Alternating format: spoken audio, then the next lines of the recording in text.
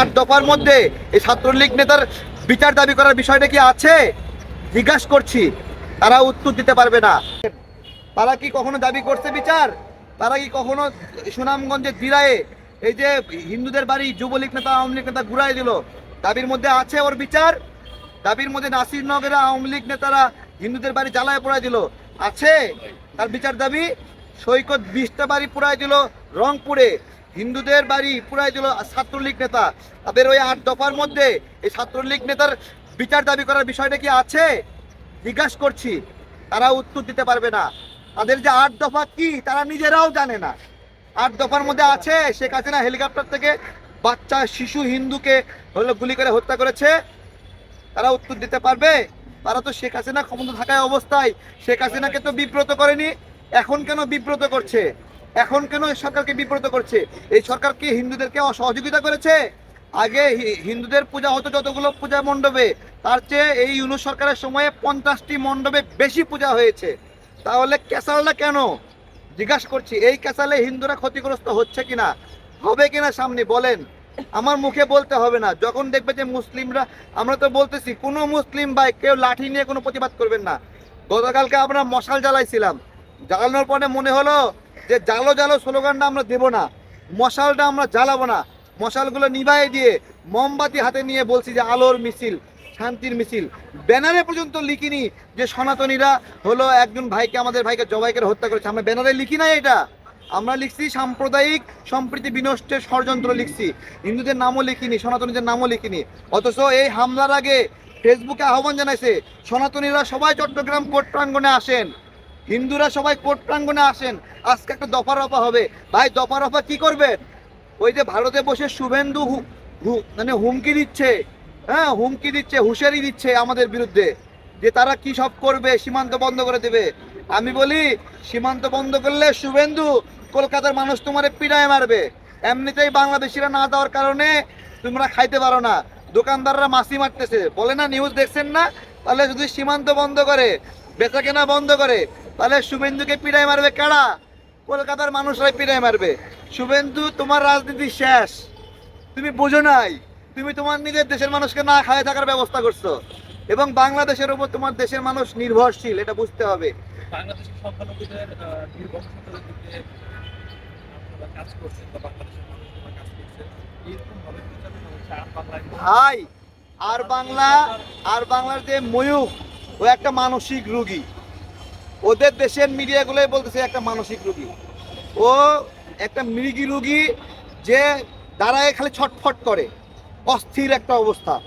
হ্যাঁ, তো এইটা ভারতের সাংবাদিকতার কালচার কি, এটা কি তার আদর্শর কি নেই? ভারতীয় সাংবাদিকদেরকে বলতেছি যে আপনারা সবাই ময়ূক নাকি, বা আপনারা সবাই এরকম মৃগী রোগী নাকি? আপনারা যদি মৃগী রোগী না হন তাহলে এই ময়ূকরে থামান। আপনার মনে করি ভারতের সবগুলো সাংবাদিক এরকম উগ্র কিনা, এটা সাংবাদিকদেরকে বলতে হবে। এবং যে সংখ্যালঘুদের নির্বংশ করা, দেখেন ভাই, এইখানে আমরা সারাক্ষণ আতঙ্কে থাকি যে এখানে সংখ্যালঘুদের কিছু হইলে আমাদের দোষ আসে, কিছু হইলে আমাদের দোষ আসে, আমরা সারাক্ষণ আতঙ্কে থাকি। আমি মন্দিরটা পাহারা দিলাম কেন ভাই? কারণ আমার মধ্যে আতঙ্ক কাজ করে যে এটা কিছু একটা করে আমার দোষ দিবে, আমার মধ্যে আতঙ্ক কাজ করে। আলেমদেরকে ঠেকা পড়ছে, এখানে বলছে যে মূর্তি ভাঙো, ইসলামের নির্দেশ আছে, তারপরেও আলেমরা ঠেলাই পইরা গিয়ে মন্দির পাহারা দিচ্ছে। কেন পাহারা দিচ্ছে বলেন? কারণ তারা তাদের অস্তিত্বের জন্য হুমকি। এই যে মূর্তি ভাঙলে তাদের উপর ব্লেম আসে, যে কোনো কিছু করলেই তাদের উপর ব্লেম আসে যে এটা মোল্লারা করছে, আলেমরা করছে। কিন্তু বাংলাদেশের সংস্কৃতি, কালচার সবকিছু বিশ্লেষণ করেন, একটা আলেমকে পাবেন না মন্দির ভাঙছে, মূর্তি ভাঙছে। এগুলো আমাদেরকে খেয়াল করতে হবে। আমরা এই মুহূর্তে হিন্দুরা আতঙ্কে না, বিষয় হলো আমরা আতঙ্কে আছি, আমরাই আতঙ্কে আছি। হিন্দুরা ভাইরা 8 দফার মধ্যে, তারপরে ইসকনের সদস্যরাও দেখলাম যে সংখ্যানুপাতিক নির্বাচন চায়। আমি বলি হ্যাঁ, হিন্দুরা যতটুকু জনসংখ্যা সেই অনুপাতে তারা জনপ্রতিনিধিত্ব করুক। পাশাপাশি শেখ হাসিনার শাসনামলে হিন্দুদের 32%কে নিয়োগ দেওয়া হয়েছে। আমরা সংখ্যাগুরুর 90 ভাগ, কিন্তু হিন্দুরা 8 ভাগ। 8 ভাগ হয়েও তারা 32% সরকারি চাকরিতে দখল নিছে। তাহলে ওই 26% আগে কাইটে নামাতে হবে, কাইটে নামাতে হবে, ওই 24% কাইটে নামাতে হবে। কাইটে নামায় সমান সমান করেন, সমান সমান করেন। আমি বলতেছি তো ব্যালেন্স করেন না, তখন ব্যালেন্স লাগবে না, তখন ব্যালেন্স লাগবে না। শুধু জনপ্রতিনিধিত্ব ব্যালেন্স, সব জায়গায় হিন্দুদের সম অধিকার নিশ্চিত হোক আমরা চাই, আমরা চাই। এবং শেখ হাসিনার পতনে হিন্দু ভাইয়েরা এমন আচরণ করছে যে হাসিনার পতন হয়নি, পতন হয়েছে হিন্দুদের। শেখ হাসিনার পতনে ইসকন এমন আচরণ করছে, এদের সম্মিলিত সনাতনী জাগরণ মঞ্চ, যে হাসিনার পতন হয়নি, সনাতনী জাগরণ মঞ্চের পতন হয়েছে। এটা কি ধরনের আচরণ ভাই? ইসকন কেন এই বক্তব্য দিয়েছিল যে শেখ হাসিনার হাতকে শক্তিশালী করার জন্য ইসকনের জন্ম হয়েছে? সেই ইসকন হাসিনার পতন হলে কতটুকু প্রাসঙ্গিক আমি জিজ্ঞাসা করছি। হাসিনার সময়ে ইসকন বলল আওয়ামী লীগকে শক্তিশালী করার জন্য ইসকন কাজ করছে। সেই ইসকন আওয়ামী লীগ বিপদে পড়লে ইসকনও বিপদে পড়বে কিনা ইসকনের ভাইদেরকে জিজ্ঞাসা করছি। এই বক্তব্য তোমরা উইথড্র করছো? হ্যাঁ, উইথড্র করে নাই।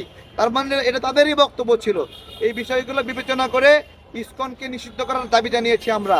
24 ঘন্টার সময় দিয়েছিলাম। ধন্যবাদ, একজন ভাই রিড করেছেন এবং এটা পর্যালোচনা চলছে। গতকালে এই হত্যাকাণ্ডের পরে নতুন করে এত বিচার বিশ্লেষণ করার দরকার নাই। এখন পর্যন্ত শান্তি প্রতিষ্ঠায় ইসকনের ভূমিকা জিরো। অশান্তি প্রতিষ্ঠা, প্রতিদ্বন্দ্বিতা, এগুলোতে তারা কাজ করেছে। হিন্দুদের মন্দির দখল করে তারা ইসকন মন্দির নাম দিয়েছে। এগুলো হিন্দুদেরকেও বুঝতে হবে। হিন্দুদের বিভিন্ন ধর্মীয় অনুভূতি, বিভিন্ন ভাগ অত্যন্ত স্পর্শকাতর, সেইগুলোকে নষ্ট করছে, ধ্বংস করছে হলো এই ইসকন নামের প্রতিনিধিরা। বাংলাদেশের সামাজিক শৃঙ্খলা এসব বিবেচনায় ইসকনকে এই মুহূর্তে নিষিদ্ধ করতে হবে।